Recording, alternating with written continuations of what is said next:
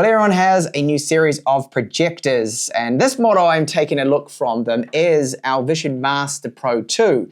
Now it's got some standout features with it. Brightness is really good, so ultra bright 3000 ISO lumens, and it does have optical zoom in this. So a lot of projectors that I've covered, even tri-lasers, are normally using digital zoom, and you've got that fixed throw ratio. But with this projector here, we can go from 0.9 to 1.5, which is very good.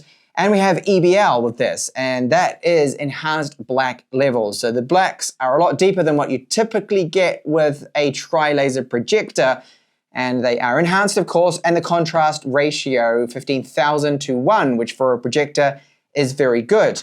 Input lag is at 4 milliseconds for 1080p, 240 frames per second.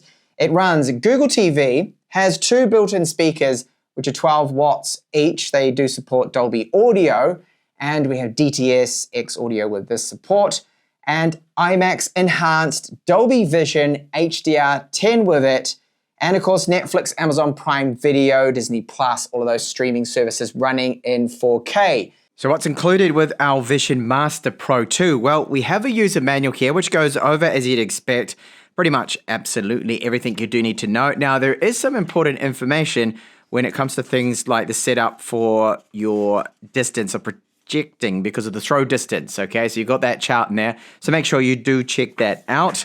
And then it is all really nicely presented here. So we've got this cleaning cloth, we have our remote, which is our Google TV remote there. The power supply, this is 180 watts, but look at how small that is with the barrel DC plug in there, and 2 AAA batteries there. And you'll see our remote. Nice to see a slightly different design because normally the Google TV remotes are pretty much all the same. However, the layout is. So we've got a directional control right here, Google Assistant, settings menu right there, AI key power on and off, microphone is built into this, the home, and you've got dedicated buttons there for YouTube, Netflix, Prime Video, Disney Plus, all the more popular video streaming services. So that is what is included. The VisionMaster Pro 2, I really like the design of this. I think it's a very good looking projector. Don't you agree with me? Yes, it's a bit shiny with this mirror-like finish on it. Here on the left, there is a small little time-of-flight camera, and we do have some sensors because we have auto screen fit, auto obstacle avoidance, keystone correction, which is auto, and the autofocus. So those features, they save us a lot of time and hassle, especially if you tend to move your projector about a lot. This takes a matter of seconds to get everything all up and running. So very much hassle-free, and just point it to where you want to project. Either side of the VisionMaster Pro 2, this is where we have our ventilation, and you've got those little triangles in there, and there is a mesh behind there. So active cooling. Later on, I will give you a sample of what to expect with the fan noise from this. And I like this design here with the silver strips. It's quite an industrial looking design. The rear of the projector is like the front. We have this silver reflective material. Now there's this little flap that covers where all of our inputs are, the ports, and to power it. So we have here from the left to the right our DC in, optical, USB 3.0 for your external video files, USB 2.0, which is great for mouse and keyboard to plug that in, which of course Google TV supports. 3 HDMI ports. Now it's HDMI 3 that does support eARC, and yes, they all support 4K, of course, this being a UHD projector, 3.5mm audio, LAN, power on button, and just up here, a little kind of hard to see, that is the infrared receiver. Along the bottom, we have this rubber foot here at the front, which is very stable. You can use that to prop up the projector. And then we have 2 adjustable feet. So those screw in and out, which is great just for getting a better angle in case you're putting this down on a table that's not quite 100% level. And then there in the middle, there is a mounting point. So if you wanted to mount it on a tripod, or perhaps you had a ceiling mount, then that is where you would screw it into place. Along the top here, we have some Google Assistant LEDs right here, indicator, and this is for the far field Google Assistant microphone, and that is the switch there for it. And then our projection here, so optical, which is great optical zooms. You're not using digital. Digital does degrade the quality, and we are looking here at native 4K, so this is why the projector is very expensive. It has their Vision Pro engine and 3000 ISO lumens of brightness, which is really powerful. Up to 300 inches projection, which is good, and 110% of Rec 2020 color gamut coverage. It's also got dynamic tone mapping, which is a very good feature to have. This is normally in projectors that are super expensive. This one's about half the price of those, and enhanced black level tech. Now, this is the thing I do like the most. It's going to give us a better experience with the black, so being very deep, and the contrast ratio, that is 15,000 to 1. Again, something that you don't normally ever see with projectors being that good with the contrast. So I'm looking forward to seeing just how deep those blacks are going to be. 4 milliseconds of input lag with it well, and that's at 1080p when you are running 240 Hz for the gaming mode. Another of those standout features is the zoom. So from 0.9 to 1.5, this is really good to have, being optical and not digital as mentioned. You're not going to get that quality degradation that you do with digital zoom. So this is my setup here. I've got the VisionMaster Pro 2 about 200 centimeters away from a 120-inch ALR screen. Now, this screen is going to aid the image quality, and I'm projecting currently at an estimated almost 100 inches here.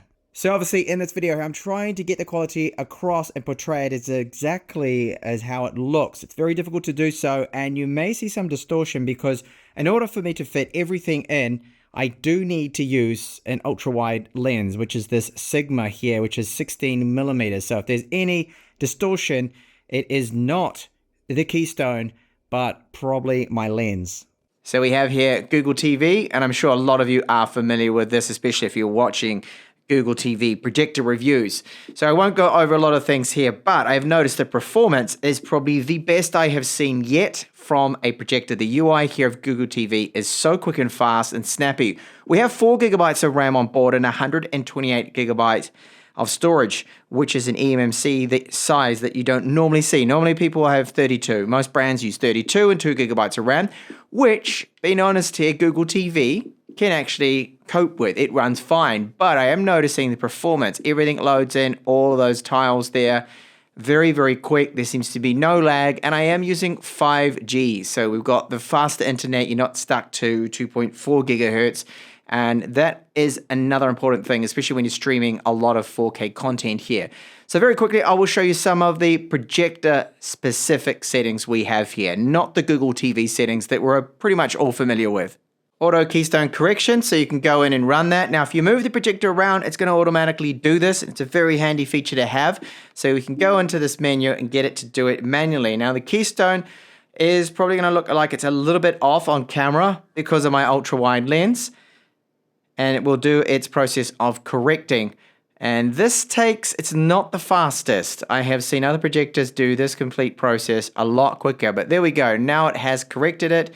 And from where I'm standing, this is looking good. It is now just tweaking and adjusting the focus and done. So that's how long it takes. It is not the fastest, but I do like how good it is and how accurate it is at getting the keystone and the focus correct. Screen alignment, autofocus, manual focus. If you did want to go and tweak that, I don't think you really need to use this at all because the autofocus is that good. We have our display zoom. So as I said before, it's from 0.9 to 1.5. And if you can, I recommend just trying to use it with it zoomed right out. But remember, as I said, this is optical, so it's pretty good. It's not digital. So I can now start to apply some zoom here. So I can zoom out if I wanted to. And it still looks very sharp. And I can tell that that quality is optical and not digital like most of the other projectors that I've been covering in the channel. So a couple of the other settings that you can enable that aren't on by default is the autofocus on motion. So if you were to move it about, it would then go ahead and autofocus itself. This is great for people that do intend to move the projector about from room to room. I would recommend putting this on. And obstacle avoidance on keystone when it does the keystone correction. Now this here I think is really only good for people that might have, say, a window frame in the way and you want it to just avoid it. So what I'll do is I'm going to put a plant next to the screen so it has an object that it will want to avoid with the obstacle avoidance. As you can see now to the left of the screen, there is a plant in the way. So I'll hit start and we should see this then resize without having that pesky, annoying plant in the way. So now with the camera, it's going to see that, hang on, there's something there blocking it. The process does take a few seconds, and then we will see it resize now without the obstacle in the way, which it has done right now. So it does work quite well, but I think most people won't be using this. Normally you'd set up a projector that there's going to be, well, nothing in the way blocking it. Very quick look at Netflix. This is my first time loading it because I want to show you just what that performance is like when it does go into an app, because, wow, I mean, it just loads in everything so quick that you don't see any lag, any issues, any caching, and just going through the menus here very, very quick. So what I will do is just jump into something. I'll only show you a few seconds for copyright reasons, and we'll take a look at how long it takes to cache and get to 4K. So it's taking a few seconds. Dolby Vision has clicked in, and straight away I can see that is incredibly sharp. There's a lot of detail there, and that shall do it before I get into any problems there with copyright. But you can see the Netflix performance is excellent. It's really quick. I have to say that's probably one of the fastest I have tested out yet. And with Google TV, you've got access to a huge array of applications. Everything you can think of is there. So your streaming apps, Amazon Prime Video, Disney Plus, and you're going to have Apple TV, all there. All of those very popular ones that you want. And Amazon Prime Video, the same. Caches in really quick, loads good, and it was playing in 4K pretty much straight away there. I didn't see it swap over, so that's excellent. And in HDR. Image quality, 4K 60 HDR. This is from Jacob and Katie Swartz. Stunning looking here, snakes. The colors we are getting from this image is absolutely superb from what I'm seeing so far. Now the black's really good because we do have EBL, so enhanced black levels, 15,000 to 1 contrast ratio, which is not typical for projectors. This is something special, and we've got that dynamic tone mapping as well, helping with the HDR. Now, what I've seen here is absolutely superb image quality. This, I would have to say, has got to be up in the top 3 so far of Ultra HD projectors that I've been covering. And we've got that Imax support too as well with this. I mean, there's a lot there. We've got Dolby Vision, HDR10+, and the Imax Enhanced Filmmaker mode. And if you want proper cinematic, you've got that too as well with the 24 and 48 frames per second. Active 3D, so it's all covered there. So I'm seeing great colors, contrast, excellent, details in the blacks, and a sharp looking image. No speckle, no ghosting, no issues that I can really criticize at all. Only a couple of times I'll just get out of this and I'll go into the main menu again. Sometimes the text had a slight red tint to it, but now I don't see it. I don't know why that is not showing anymore. It does now seem white. Before I noticed a little bit red.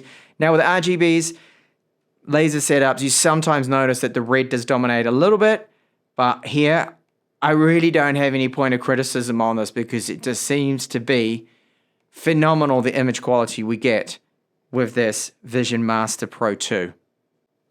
So I've been showing it with no lights on, no ambient light source, but what I'm going to do now is, there we go, turn on a powerful studio light, and you can see that everything on the screen is still perfectly watchable. Now, it's not going to give you the best experience. Of course, you want to be in a pitch black room, but if you have, say, a window open that maybe you can't close, maybe you've got no shutters for that window, you can still use the projector just fine, thanks to that 3000 ISO lumens. So it is super bright. And yes, of course, the ALR screen is certainly helping. So we do have built-in speakers. Now, they're not going to be as good, of course, as an external setup. It's just not physically possible because they're smaller speakers. However, they're 12 watts each, and they've got a bit of bass to them, some mids there, and they do support DTS audio, which is great. And I think for built-in ones, they're not bad at all. So we've got Dolby Audio support, DTS-X, and I'll give you a sample of them now. And this is not 100% volume. This is at 70% volume. They're going to be good for just a temporary solution until you get yourself your own amp and external speakers, and maybe you want to go for surround and whatnot. And remember, we do have that HDMI 3 port with the ARC support.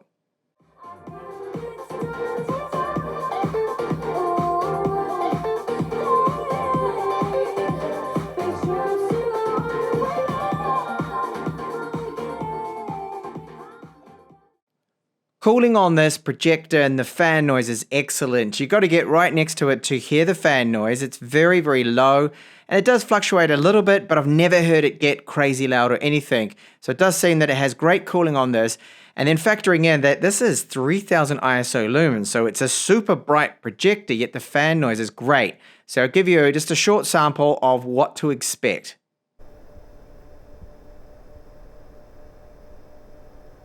And for gaming, it did automatically detect my PlayStation 5 here and put it into the low latency gaming mode. So going to that save point I have with Uncharted, I do test this area out because it is such a good spot to see how the HDR is going to work and look at those black levels, and I am impressed with what I'm seeing. So the 4K is giving me the nice bit of sharpness here too, and you can see the extra details in the pattern on the floor that with some projectors would kind of be missing a little bit, but we're getting all those different shades in there. And the black area is looking quite deep, and then the bright area with the oil lantern right there, very bright, which it should look like. So it's great. It's a very good HDR experience, not just for your movies and TV and whatnot, but also for gaming, as I can see right here, especially with this area of the map. Superb. Really impressed here with it. And then to test our input lag out and see how that is, this is Dirt 5, which I always test out, and it is in the performance mode here, so that's going to help. And of course that gaming mode has been enabled to reduce that input latency. And this is looking very good. So when I turn to the left and right, yeah, that is responding just fine. So for console gaming, this projector is great, really good. And that image quality just looking stunning in the HDR. And like I said, pretty much in every single projector review, gaming at this 100 inches right now, very immersive and really good, especially for this type of game. I think the racing game and other console games, projectors are absolutely fine.